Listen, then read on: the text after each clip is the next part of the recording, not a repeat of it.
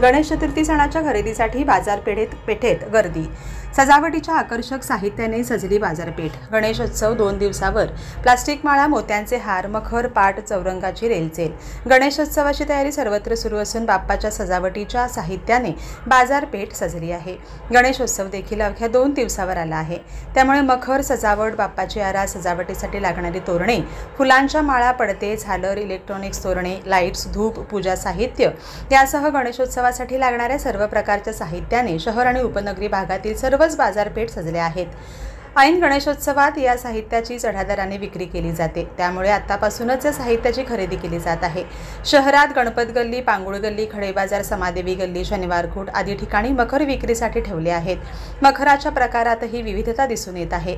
बाजारात थर्माकोलसह कापडी आणि पत्र्यावर नक्षीकाम केलेले मखरही आले असून ग्राहकांना ते आकर्षित करत आहेत। साहित्य खरेदीसाठी नागरिकांची बाजारपेठेत वर्दळ वाढली आहे। बाजारात प्लास्टिक माळा, मोत्यांचे हार, थर्माकोल आणि पाट, चौरंग यांची रेलचेल आहे।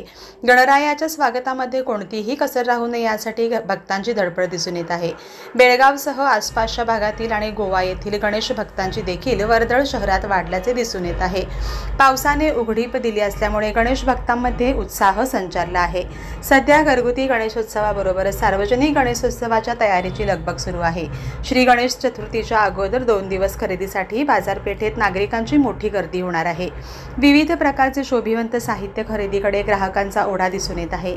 बाजारात एलईडीचा वापर करून तयार केलेले झुंबर, रंगीबेरंगी फुलांच्या विद्युत रोषणाईच्या माळा, एलईडी क्रिस्टल चक्र, रोस्टल बल्ब, स्टार, मिनी लॅम्प अशा विविध प्रकारच्या माळा विक्रीसाठी दाखल झाल्या आहेत।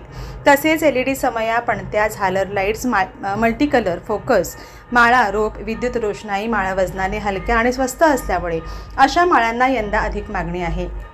सध्या मंडप उभारणी सुरू आहे।